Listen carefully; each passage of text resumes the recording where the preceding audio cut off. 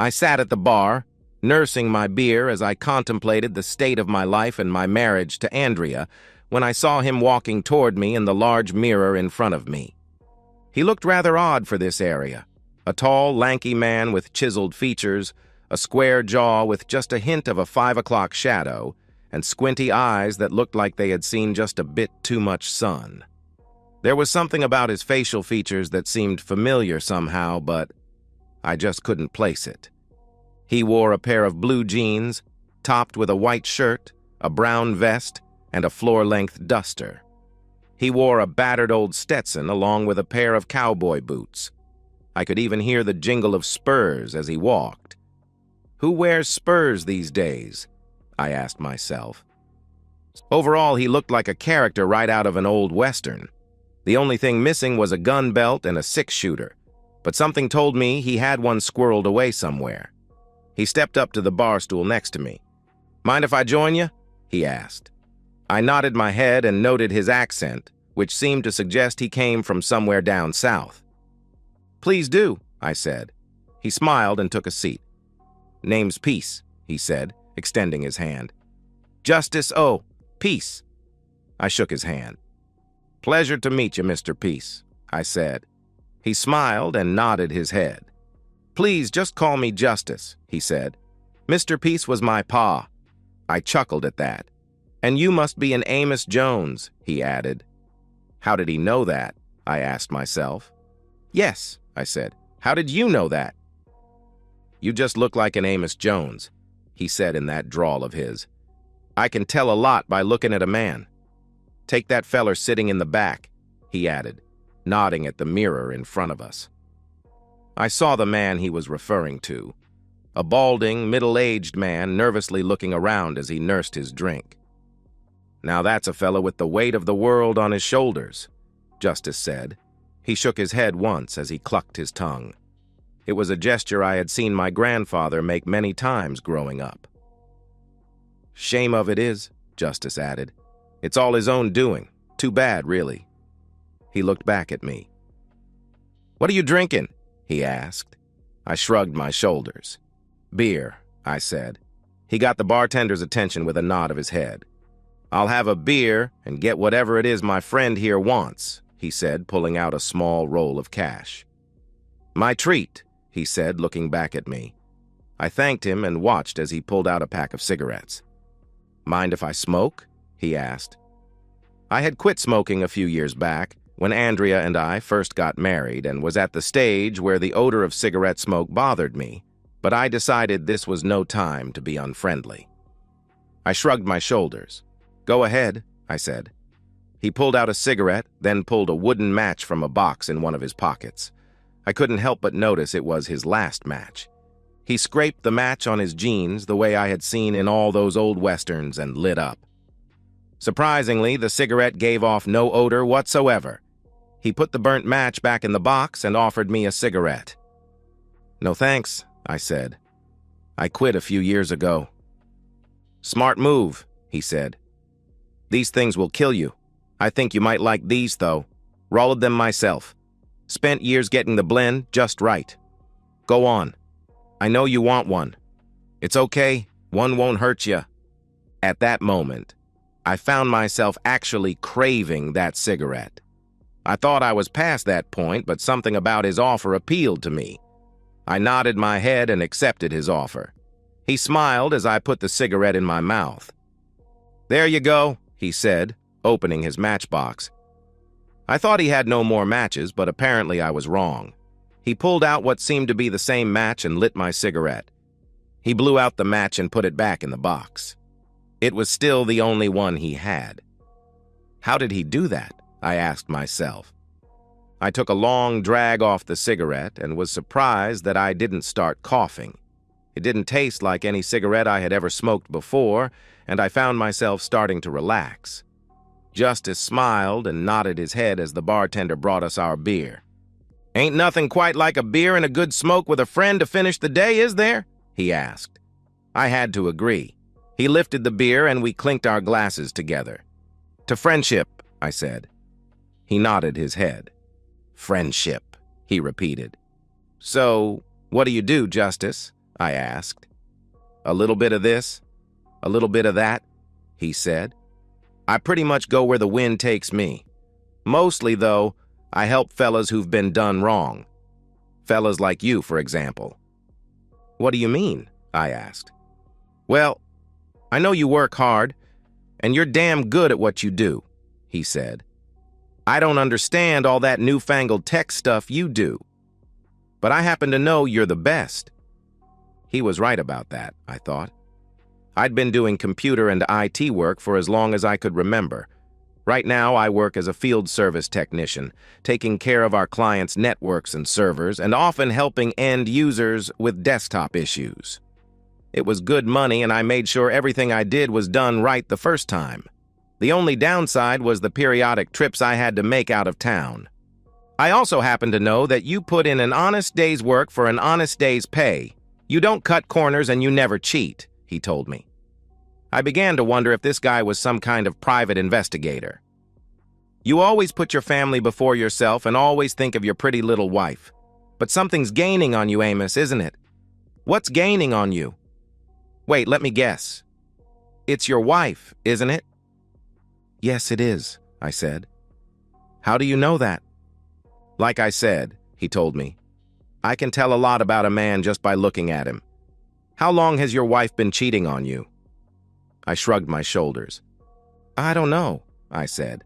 I've suspected for a while now, but I found out last night when I got home. Tell me about it, he said. I told him everything. How Andrea and I met, fell in love, and got married.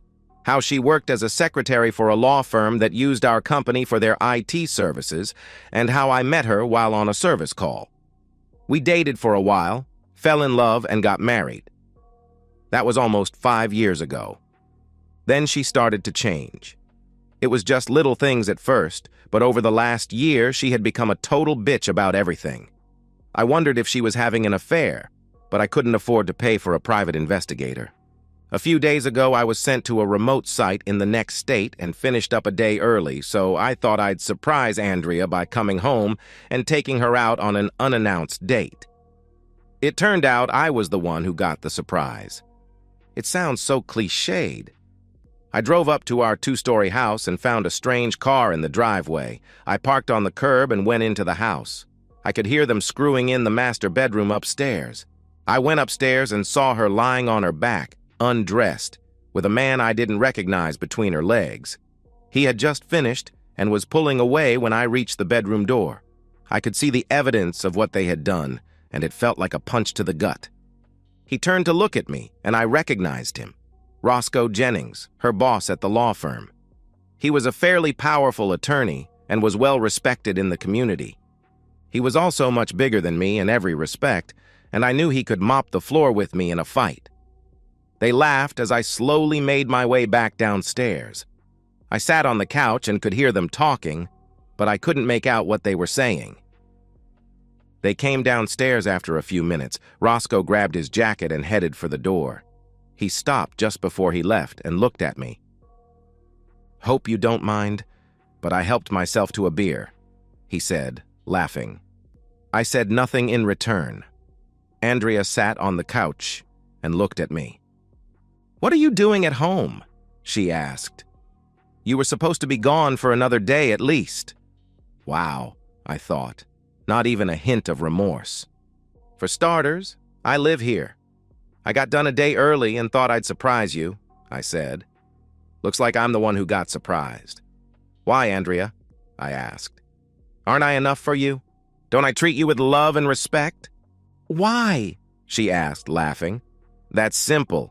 He's got a 9-inch Johnson and he knows how to use it, that's why. And he's rich and powerful and available. Not like you, always working, going off to take care of clients." "He's also married," I said. "With kids." She shrugged her shoulders. "So?" she asked. "Look, now that you know about us, there's no reason for me to hide it anymore. So here's what's going to happen. I'm going to have Roscoe over here more often from now on. Sometimes he'll stay the night. Sometimes he won't. He might have some friends join him. It doesn't affect us in the least. You're still my husband, and I expect you to perform your duties. When Roscoe comes over, you'll be expected to watch. Of course, your spot in the bed is now his, so you can move into the guest room. I'll expect you to treat him with respect and do as he says." I just looked at her. Surely she wasn't serious about all this. "You can't be serious," I said. "This is my house. You're my wife. I won't stand for it." She smirked. "That's right. I'm your wife," she said. "And this is my house, too, and I can have anyone here I want. You can either put up with it or get a divorce, but I promise you, you'll get your clock cleaned. Roscoe will see to that personally." "What about his family?" I asked. "Don't you give a fuck about that?" "Roscoe and his wife have an open relationship," she said. "They pretty much do whatever they want with whomever they want." "And you want that for us?" I asked, shocked. "No," she said. "I'll do whatever I want, whenever I want, and with whomever I want. I expect you to remain faithful to me." "You're out of your mind," I said. "How long has this shit been going on?" "A few months," she said. "Not that it makes any difference. He's been over here almost every night you've been gone. I used to go out of my way to make sure everything was cleaned up afterward, but I won't be doing that anymore." "What if he gets you pregnant?" I asked. "So what if he does?" she said. "Your name will be on the birth certificate, so you'll be responsible." "No," I said, "because I refuse to touch you as long as you're screwing him or anyone else. Has there been someone other than Roscoe?" "There's been a few," she said. "But if that's the way you want it, then I guess you'll just have to live in a sexless marriage because I don't intend to stop." "This isn't going to end well," I said. "That's where you're wrong," she said. "Look, I still love you, just not the way I used to. I need to do this. I don't know how long it'll last, but once I'm finished, I'll be yours again. Just let me have this." I shook my head. "You're crazy," I said. "How can you say you love me and then expect me to live like this?" She smirked. "Of course I love you," she said. "I just prefer the way Roscoe and his friends treat me in bed, that's all." "What's next?" I asked. "Where do you see this going?" "Roscoe's coming back Friday," she said. "That was just the day after tomorrow. You'll be expected to symbolically hand me over to him. Of course, that means you'll have to sit and listen to us put you down and belittle you, but that's just part of your new role." "My new role?" I asked. "What is that?" "You'll accept this situation from now on," she said. I looked at her, disgusted. "You're out of your mind," I said. I grabbed her ring hand and pulled off her wedding ring along with the engagement ring I gave her, the one passed down through 5 generations. It had once belonged to my 4th great-grandmother, Elizabeth, who married Grandpa Elijah a few years before the Civil War. They had 2 children before he was killed by a Confederate bullet during Sherman's march to the sea. Elizabeth never remarried, but made sure her children and grandchildren knew about her heroic husband. His story was passed down from generation to generation, along with the engagement ring he gave her. My parents still had an old picture of Elijah and Elizabeth that was taken before he left to join the Union Army. "What are you doing?" Andrea asked. "Those are my rings." "Wrong," I said. She recoiled as I had never spoken to her like that. "That engagement ring has been in my family for well over 150 years, and I'll be damned if I let you corrupt it. You can have these back if I feel you've earned the right to wear them again." "Fine," she said, standing up. "Have it your way. Now, are you coming to bed?" "No way," I said. "I'm not going to be with you as long as you're involved with that guy. For all I know, he has AIDS. You'd better get yourself tested for STDs. Who knows what he's stuck into?" "All right," she said. "Be that way. But you'd better be on your best behavior Friday." "Is that a threat?" I asked. "Call it what you want," she said. "But I'm warning you, if you fuck it up, you'll be the one paying the price." She stomped upstairs and slammed the bedroom door, locking it behind her. I slept on the couch, and the next morning, I went up to get dressed. The master bedroom door was still locked, so I kicked it in, breaking the door jamb. It took a few kicks, but I finally managed it. Andrea sat up in bed, surprised. "What are you doing?" she asked. "Getting dressed," I said. "Unlike you, I have to wear clothes to work." I stopped my narrative long enough to take a sip of my beer and another drag off my cigarette. I was surprised that it hadn't burned all the way down by now. Justice sat silent, listening to my story. "And you spoke to an attorney today?" he asked. I nodded my head. "I did," I said. "It seems Andrea was right. The way the laws are set up, I'd get screwed, royally. In fact, the lawyer said I'd be better off financially if I just went along with what she wanted. Can you believe that shit?" He shook his head. "So what are you gonna do?" he asked quietly. "I don't know, Justice," I said. "I've never been in this kind of situation before. Part of me wants to run, but another part of me wants to strangle them both.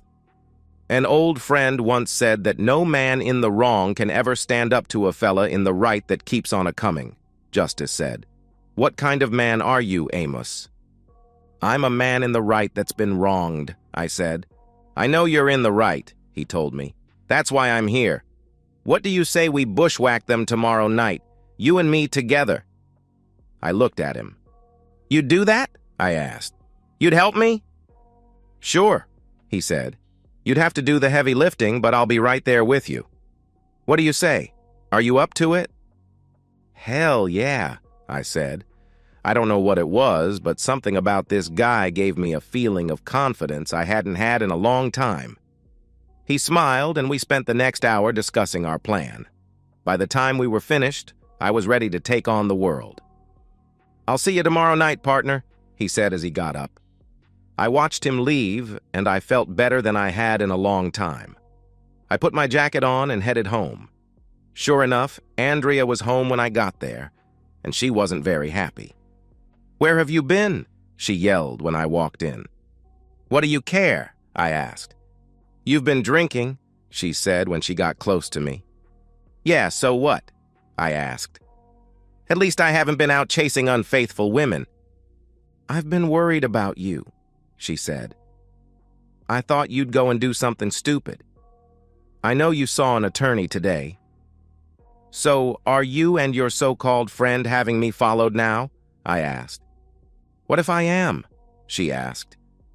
"And yes, I know you were down at that bar, drinking, talking to yourself the last couple hours." Talking to myself? If she was having me watched, surely whoever was watching would have seen me with Justice. I knew the bartender saw him. Hell, he even served him a beer and took his money. "I have a lot on my mind," I said. "Tonight's the last night you can have me exclusively," she said. "So, are you going to come upstairs or what?"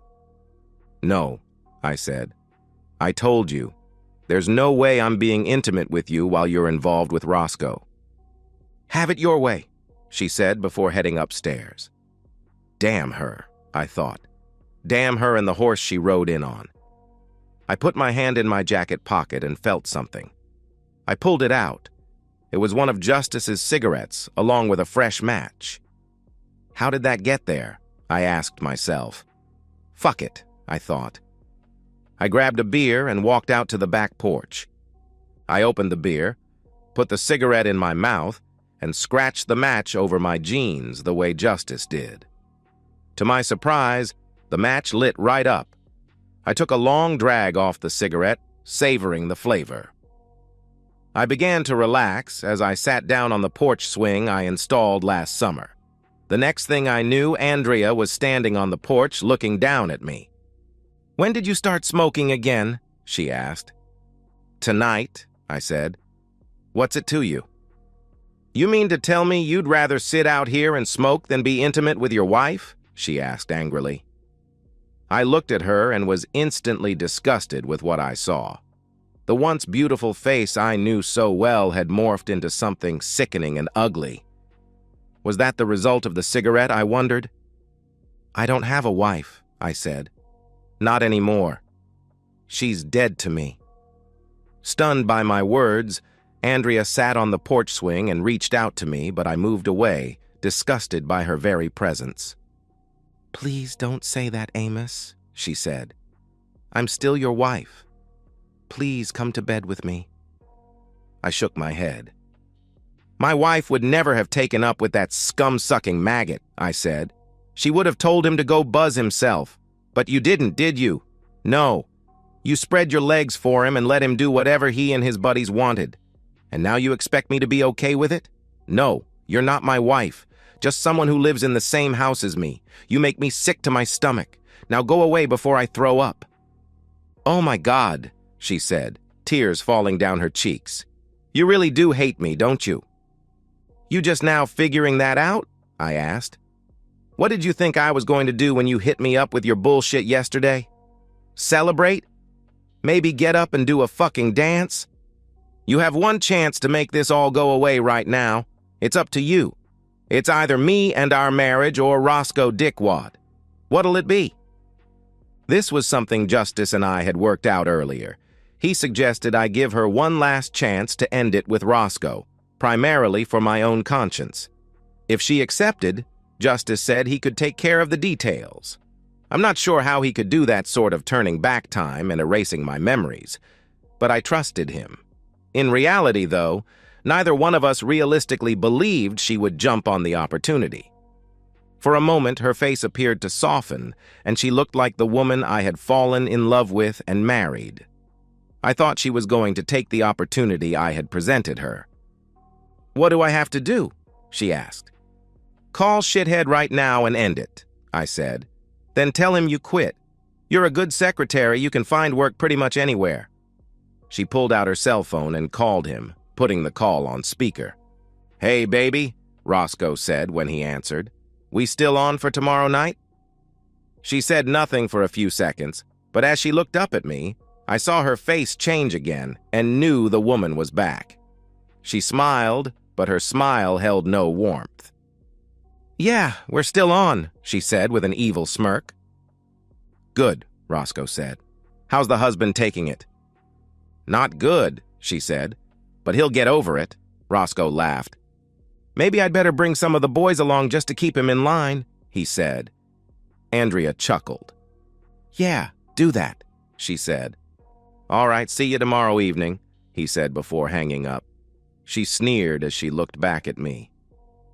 You're in for a hot time tomorrow night, she said, and you better be on your best behavior. I nodded my head. I knew what lay ahead, and my conscience was now clear. I had given her one final chance, and she crapped all over it. I blew a cloud of smoke in her face. Her reaction reminded me of those old vampire movies where the evil creature gets exposed to sunlight.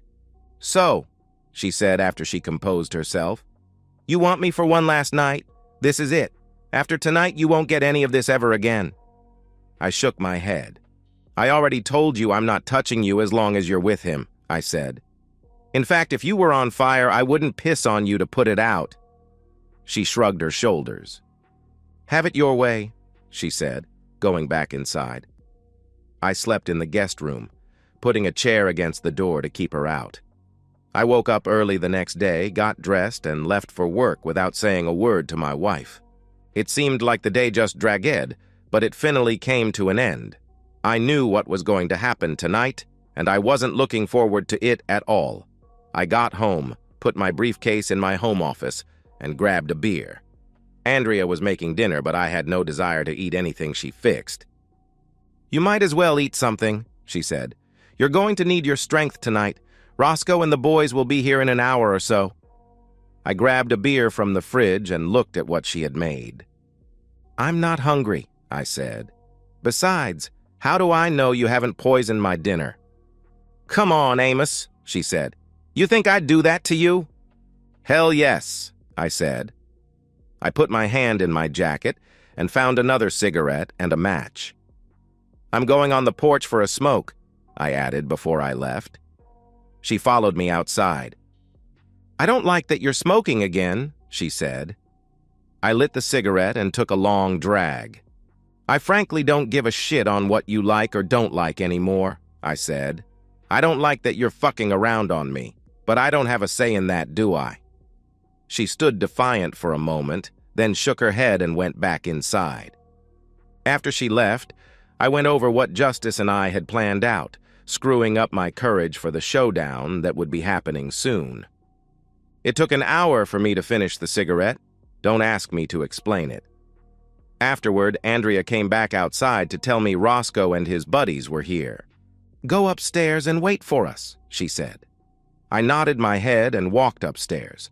I saw she had placed a chair so I could have a good view of their activity in the bed, and I noticed the video camera she had placed in one corner. I could hear them all talking downstairs, and soon I could make out two people climbing the stairs. Andrea came in first, followed by Roscoe. The big man smirked as he held out his hand. The bastard expected me to shake his hand. After he realized I wasn't going to shake it, he nodded his head and kissed Andrea deeply. "Well," he said, looking back at me, "you ready to get the show on the road?" "What? Is this where I'm supposed to act all dejected and suck you off or something?" I asked. They laughed. "Well, if that's what you want," Andrea said. "No, it's not what I want. But what I want doesn't matter, does it?" I asked. "I'm detecting a bit of hostility," Roscoe said. "Maybe the boys ought to come up and give you an attitude adjustment." "What, you too chicken to do your own dirty work?" I asked. "Let me make this simple so even a moron like you can understand." I could tell he was getting angry. Good, I thought. I pulled off my wedding ring and crammed it in his shirt pocket. Both he and Andrea looked at me, shocked. This wasn't the reaction they had expected. "You want the slimy wife?" I asked Roscoe. "You can have the slimy wife. Trust me, she's very high maintenance, and if she doesn't immediately get her way, she turns into a real bitch.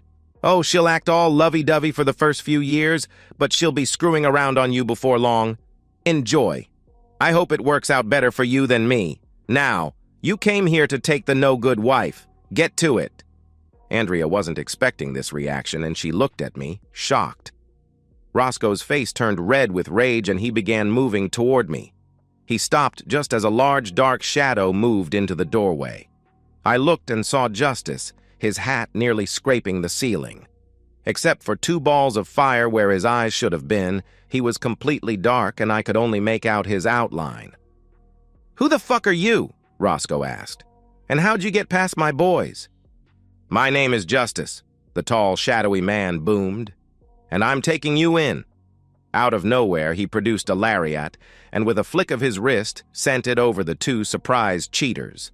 As he pulled the rope tight, it erupted in flame, causing them to scream.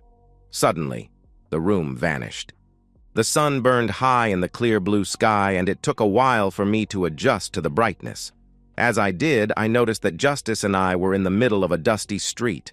A few buildings lined the street, reminding me of an old western town. There was no other life on the street, except for a horse tied to a hitching post in front of a saloon across the street. I took inventory and realized the khakis and dark polo shirt I had worn home from work were gone.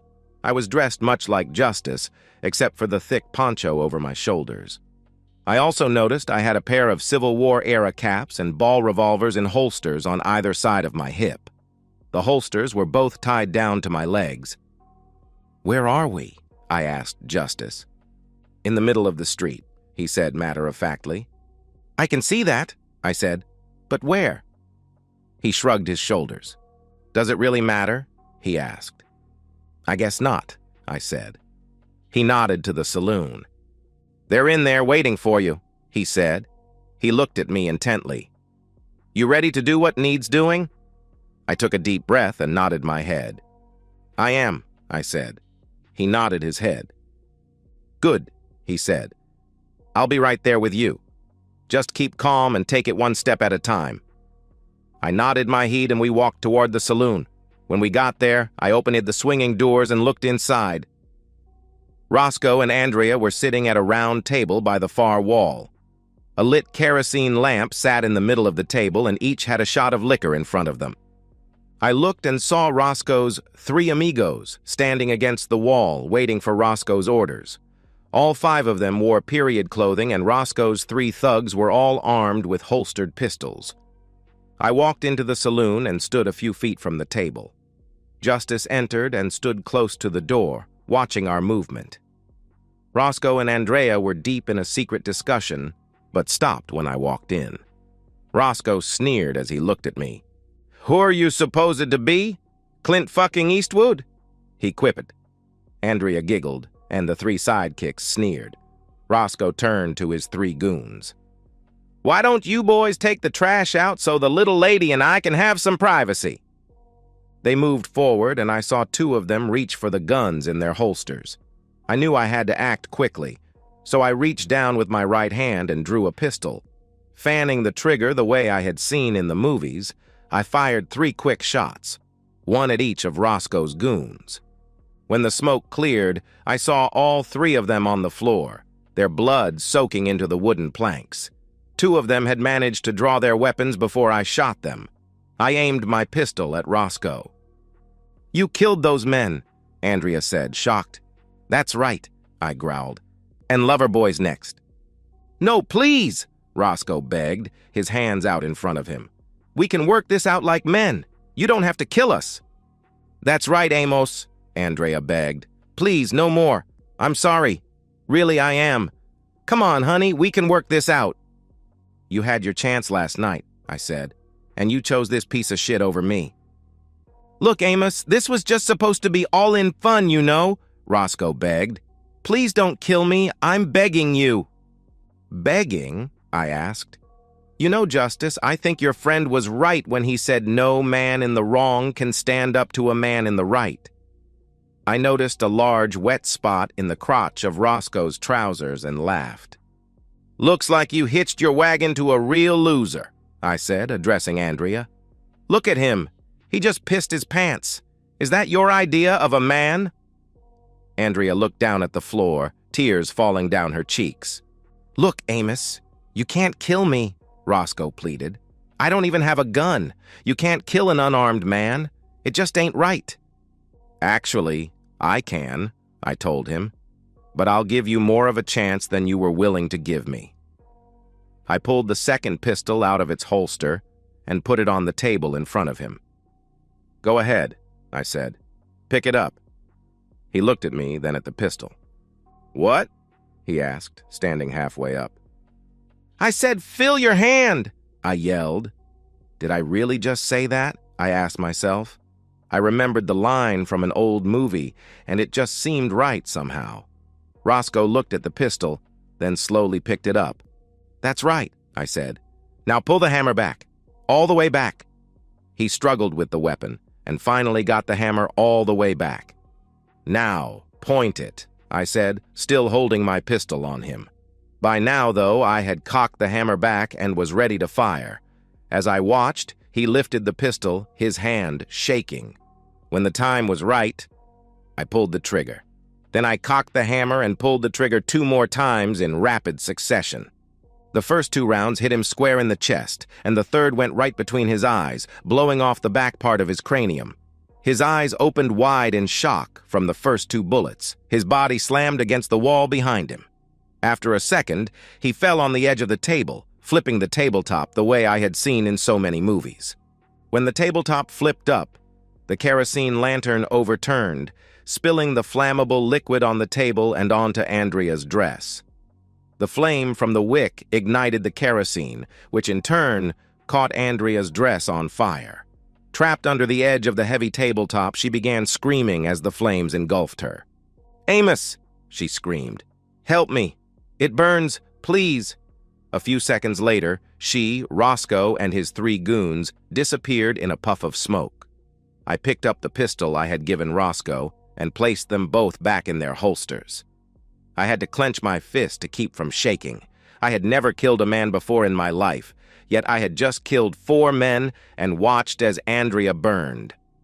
I turned to Justice, who had a look of grim determination on his face. "Where did they go?" I asked. "Someplace really warm," he said. "Are they really dead?" I asked him. He nodded his head. "Yes," he said. "You do know it was either them or you. You had no choice. Is this the first time you ever killed a man?" I nodded my head. "Yeah," I said. "You ever kill anyone?" I asked him. He got a strange, faraway look in his eye. "More than I care to remember," he said. "But like you just now, I had no choice. It was either kill or be killed. You know, if you had hesitated, they would have killed you." Deep down, I knew he was right. The worst thing you can do right now is agonize over it or try to second-guess yourself. Just go on with your life. It'll get better with time. "Trust me," he said, patting me on the shoulder. We walked outside and ended up next to the horse tied up at the hitching post. "Oh, before I forget," he said, "I have something to give you." He reached into a saddlebag and pulled out a small rectangular metal case and handed it to me. I looked at the tarnished case and saw the initials, EJ, engraved on the front. Turning it over, I saw an inscription that read, "To my dearest Elijah, may God keep you safe and bring you back to your one true love.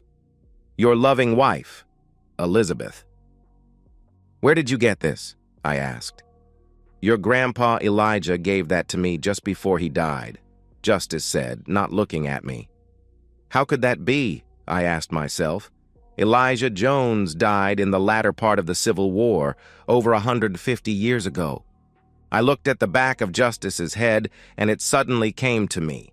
I knew who this man really was. "He'd be mighty proud if you kept that for him," Justice said, wiping a tear from his eye. "I will, Grandpa," I said without thinking. "Thanks for trusting me." Justice turned to me, a small smile on his face. "Did something like this happen to you and Grandma Elizabeth?" I asked. He nodded his head. "Yeah," he said, "a long time ago, in a little place very much like this. Some rustlers thought they could steal my pa's cattle and take my wife. I had to teach them the same lesson you taught them boys a while back. That was the first time I ever killed a man. Took a while to get over it. Lizzie made it out okay, though. We went back east, and I joined the army shortly afterward. You know the rest." "So, what happened?" I asked. "How did you become Justice?" "That's a long story, partner," he said. "I'll tell you about it one day, I promise." "Will I ever see you again?" I asked. He nodded his head. "Count on it, son," he said. "After the way you handled those fellas, I got no choice but to deputize you. Besides, you owe me a beer," he added with a smile. "Yes, sir," I told him, smiling. He extended his hand and I shook it. As we shook hands, he wrapped his other arm around me and hugged me. "I love you, son," he whispered, "and I'm damned proud of you." "I love you too, Grandpa," I said, my eyes watering. He stepped back and got up on his horse. "Tell Grandma Elizabeth I said hello," I told him. He looked down at me and smiled. "You just did," he said, "and she says to tell you hello right back." He smiled, winked, then touched the brim of his hat. "See you around, son," he said as he spurred his horse forward. I watched as he rode down the dusty road and disappeared from sight. The next thing I knew, I was back in my living room, my head reeling. I looked at myself and saw I was wearing my work clothes instead of the old Western outfit I had just a few minutes ago. I felt something in my pocket and pulled it out. It was the old cigarette case Justice, or rather, my grandpa Elijah just gave me. I opened it and saw one side was packed with his hand-rolled cigarettes, and a picture was on the other side. I looked at the picture and saw it was one of Elijah and Elizabeth. As I studied the photo carefully, I could clearly see the resemblance between Elijah and Justice. There was no question in my mind who Justice really was. I turned the photo over and saw a brief inscription scribbled on the back. "To Amos, all our love, Grandpa Elijah and Grandma Elizabeth." I put the photo back, stunned. How would I explain this to my parents? I realized the truth was I couldn't say anything about any of this to anyone. For starters, no one would believe me. I realized I hadn't eaten in hours and I was starving. Going in the kitchen, I looked at the cold meatloaf Andrea had made and tossed it down the garbage disposal. I pulled out a couple of pieces of cold leftover pizza and tossed them in the microwave. After I ate, I began packing up all of Andrea's things. By the time I was done, it was late, and I was exhausted. I slept fitfully, dreaming of men in blue and gray uniforms killing each other. I also saw Andrea burning in one scene after another. The next morning, I got up, drank a cup of coffee, and did my usual weekend chores, which included mowing the yard. Part of me missed Andrea, but a huge part of me felt relieved that I wasn't being bombarded with her non-stop bitching and cheating. By the end of the day, I had some semblance of a plan. Naturally, I couldn't tell anyone what really happened to Andrea, so I decided to visit the police the next day to file a missing persons report. I knew they wouldn't do anything unless I had waited for a reasonable amount of time. I made a note to call an attorney and find out how long I had to wait to file for a divorce based on desertion, since I knew no one would ever find Andrea. The next day, I went to the police station and filled out a missing persons report. The desk sergeant took my report, read it, and then asked me to wait a few minutes. I sat down and waited for what seemed like an eternity. Finally, a man in a suit came up to me. "Amos Jones?" he asked. I nodded my head. "I'm Detective Smith. Do you have a few minutes? I'd like to discuss your missing persons report." I followed him into a room and watched as he put out a recording device. "Mr. Jones," he said, "I noticed you said your wife left with Roscoe Jennings and 3 other men Friday night. You say you haven't seen them since, is that right?" "That's right," I said. What else could I say? "One of the 3 men with Roscoe was an undercover police officer," he said. "He's also gone missing and no one can locate him. Were you aware that your wife was having an affair with Mr. Jennings?" "I found out earlier in the week," I said. He nodded his head. "Do you own a gun?" he asked. "No, I don't," I said, which was true. I didn't own a gun, but had considered buying one. "You know, we usually look at the husband closely when something like this happens," he said. "Would you mind if we searched your house?" "No, not at all," I said. I had nothing to hide. Well, except for maybe shooting 3 men, but what was I going to say? "I shot Roscoe and your officer in an alternate dimension." "We'll be in touch, and I'd appreciate it if you remained available," he said as he started to get up. "Detective," I said, "was my wife involved in something illegal?" "That's what we were trying to find out," he said. "I can't go into the specifics, but we've been watching Mr. Jennings for quite a while." "I see," I said. He shook my hand and left. I went back home, and sure enough, several police officers came by and did a thorough search. They found nothing except for my wedding ring, which had rolled under my bed somehow. After they left, I put the bags holding Andrea's things in my car and drove to her parents' house. I told them about her cheating and informed them that she had left with her lover Friday night and hadn't returned. They were shocked when I told them. "Do you have any idea where she might be?" Andrea's mother asked. What could I say? That she's burning in hell? I shook my head instead. "No idea," I said. "But it doesn't matter. I'll be filing for divorce anyway." "I understand, son," her father, Jack, told me. "Please let us know if you hear anything." I promised I would, then left. My parents were just as devastated as Andrea's and offered to help in any way they could. But I knew there was nothing they could do. I saw an attorney on Monday about divorcing Andrea based on desertion. I explained that I had filed a missing persons report and the police were looking into it, but the lawyer told me I would have to wait a year before I could file on the grounds of desertion or abandonment. I thanked him and went back to work. Life went on for the next several months as usual. I worked, came home, ate, slept, and began the process all over again. Every so often I called the police station to check up on my missing persons case just to keep up appearances. I always got the same answer. No leads, but they're still working on it. I ended each day with a beer and a cigarette on my porch, often thinking about my grandfather. I wondered where he was and what he was doing. Strange thing, though, that cigarette case never went empty. Most days, I never smoked more than 2, but the case would be completely full in the morning. I didn't complain one bit. Seriously, have you actually checked out the price of cigarettes these days? During the first 6 months after the incident with Roscoe and Andrea, I focused on work and stayed away from women. Then one day, it happened. I bought a lottery ticket and found myself with an $85 million windfall. I was given a choice: either take a lump sum of over $57 million after taxes or accept an annual annuity over the next 30 years. After looking at how much I would get every year, I chose the annuity. I decided to quit my job since I no longer needed to work. My coworkers said they would miss me, and I knew I would miss them as well. But the truth was, I had become bored over the last 6 months. On top of that, I started to feel as though my time with Elijah had awakened something inside me.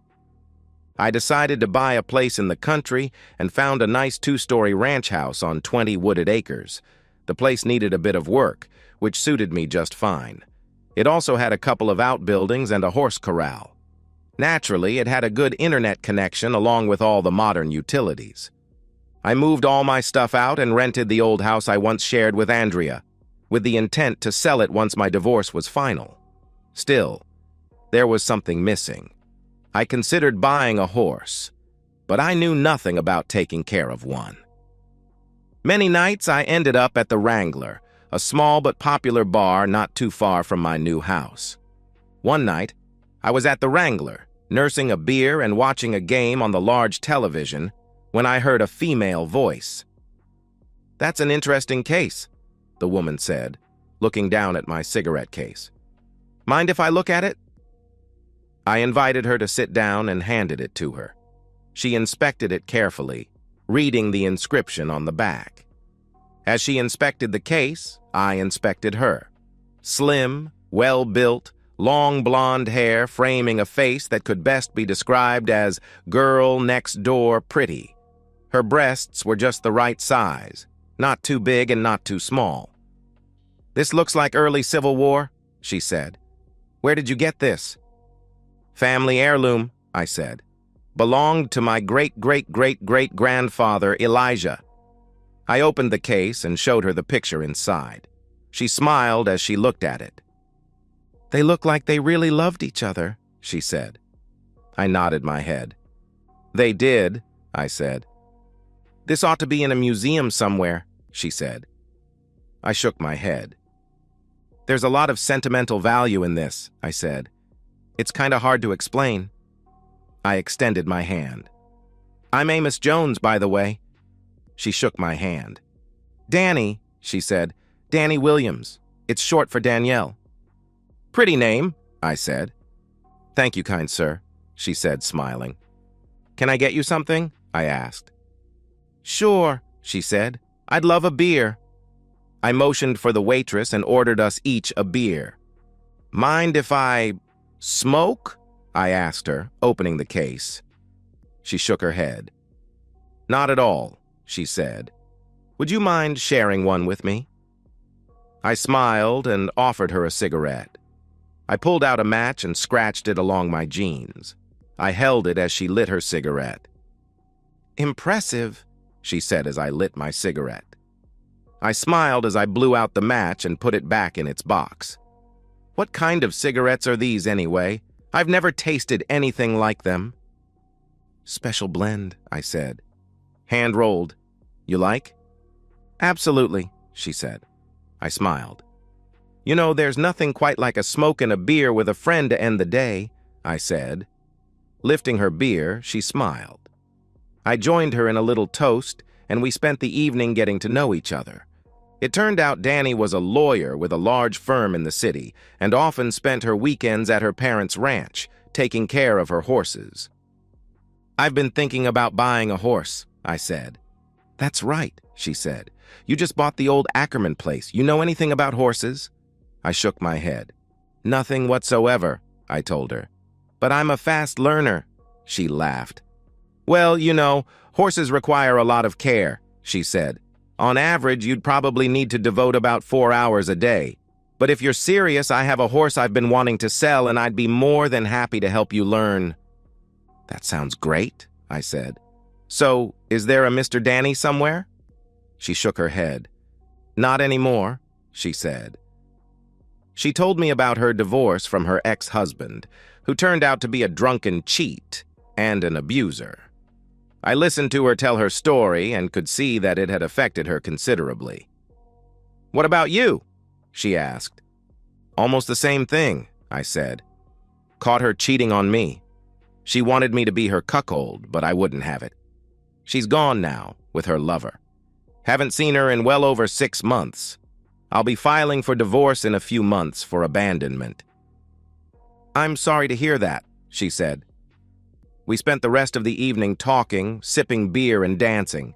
She felt so good in my arms, and I felt more content than I had in months. Finally, the bar was closing, so we had to leave. "Why don't you come by in the morning and I'll introduce you to Ringo?" she asked. "Ringo?" I asked in response. "The horse. Silly," she said. "It's a date," I said. She gave me directions to her parents' place, along with her cell number. "See you in the morning," I said before she left. The next day, she introduced me to her parents, Bill and Kathy Williams. Bill was a huge man, and he nearly crushed my hand when he shook it. "So, you're the fella who bought the old Ackerman place, right?" he asked. I nodded my head. "Good people, the Ackermans," he added. "Well, I gotta go take care of some fencing. Nice to meet you, Amos." "Good to meet you, sir," I said. Danny took me out to the corral and introduced me to Ringo, a very large reddish-brown horse. I don't know what kind of a horse he was, but I was impressed by his size. Danny told me he was a very gentle animal and liked lots of attention. She showed me how to put a saddle and a bridle on him, then taught me how to ride him. I felt like I was on top of the world riding this creature. I followed Danny's instructions and was amazed at how well Ringo responded to my commands. We rode around the ranch for a couple of hours before Danny led us back to the corral, where she showed me how to groom, feed, and water him. "What do you think?" Danny asked when we left the corral. "I'm very impressed," I said. "How much do you want for him?" "Let's talk money in a few weeks," she said. "I'd prefer it if you spent time here learning how to care for him and ride him first. I just want to make sure he has a good home. Can you do that?" "Sure," I said. "Good," she said. "I'll let my dad know so he doesn't shoot you for rustling," she added, laughing. I walked her to the door and she turned to me before going inside. "I had a really good time with you this weekend," she said. "I have to leave tonight to get back to the city, but I'll be back Friday night." "Would you like to go out with me next Friday?" I asked. She smiled and kissed me on the cheek. "I'd love that," she said. "Now be good to Ringo. He's still my baby, you know." "I will," I promised, and that began the next chapter in my life. I came over every morning to take care of Ringo. Bill and the ranch hands showed me a few more tricks, and over time, we all became good friends. I enjoyed the time I spent there and began to feel a connection with the animals. I also found myself thinking less and less about Andrea. Danny came home every Friday and we dated for several weeks. On Friday, she showed up at my door, suitcase in hand. "Would you mind an overnight guest?" she asked. "Please, come in," I said. We went out for dinner and ended up in my bed. It had been a long time since I had been with a woman, and Danny said it had been a long time for her as well. That first night, we were completely consumed by passion. At one point, she took control, and I responded with intense energy, like a wild bronco. Afterward, we lay in each other's arms. She got up on one elbow and looked me in the eye. "Just so you know," she said, "I'm strictly a one-man woman and I absolutely detest cheaters. Can you handle that?" "Absolutely," I said. "And I'm strictly a one-woman man and I don't tolerate cheating of any kind." She kissed me deeply, her tongue invading my mouth. When she finished, she looked at me. "Good," she said, "because I think I'm falling in love with you." "I'm glad," I told her, "because I know I'm falling in love with you." We embraced one more time and made love before falling asleep. Dad says he's really impressed with the way you've been taking care of Ringo, she told me the next day as we drove to her parents' ranch. I enjoy it, I said. He's a beautiful animal. So, you still want to buy him? She asked. Absolutely, I said. She told me how much she wanted, and I nearly choked. Of course, I could afford it, but I had no idea horses cost that much. I knew I'd be putting out over $3,000 a year to take care of him, but that was no problem whatsoever. It's a deal, I said. Mind if he stays put for a couple of weeks while I get the corral ready? No problem, she said as we pulled into the ranch. A couple of weeks later, the corral was ready and Bill brought Ringo over. He looked at what I had done to the corral and was impressed with the new shelter I put up for the animals. Damn, son, he said. This is gonna be one spoiled horse. You got a television in here as well? He asked, laughing. Thought about it, I said, laughing with him. After we got Ringo settled in, Bill looked at me seriously. You know Danny really likes you, he said. A lot. Yes, sir, I said. And I really like her a lot, too. He nodded his head. He looked at me before speaking. I know you do, he said. I just want you to know that she's still my baby girl, and I'll do whatever it takes to protect her. Her last husband was a real bastard, and it was all I could do to keep from skinning him alive. Just promise me something. What's that? I asked. Treat her right, he said. Don't ever make my little girl cry. You do that, and you'll always be welcome in my house. I promise, Mr. Williams, I said, extending my hand. He took my hand and smiled as he shook it. I'm gonna hold you to that, son, he said. Well, I'd best be off. Talk to you soon. Danny and I continued to see each other over the next few months. In that time, our love for each other grew and blossomed into something special. We talked about everything, our hopes and dreams for the future, children, you name it. Like me, she wanted children and often talked about being able to retire to the country. She wisely never mentioned marriage, but I could tell it was on her mind. A year after the incident with Roscoe and Andrea, I contacted my lawyer. He still had the paperwork ready to file. I had spent the last year making sure I had jumped through all the legal hoops. Naturally, the authorities never found Andrea. I knew they wouldn't, and it was now considered a cold case. My lawyer told me I would be a free man in 30 days. I pulled out Grandma Elizabeth's ring and made plans to have it cleaned and sized for Danny. I intended to propose to her the weekend after the divorce became final. Life was definitely looking good. And so, we've reached the end of today's story. Was it what you expected, or did it take a twist you didn't see coming? I'm curious to hear your thoughts. Share them in the comments below, and let's get a conversation going. If this story kept you hooked, make sure to hit that like button. And if you're new here or just haven't subscribed yet, now's the perfect time to join our community. I bring you fresh, captivating stories every day, so click that subscribe button and turn on notifications so you never miss out. Thanks for watching, and I'll see you in the next one.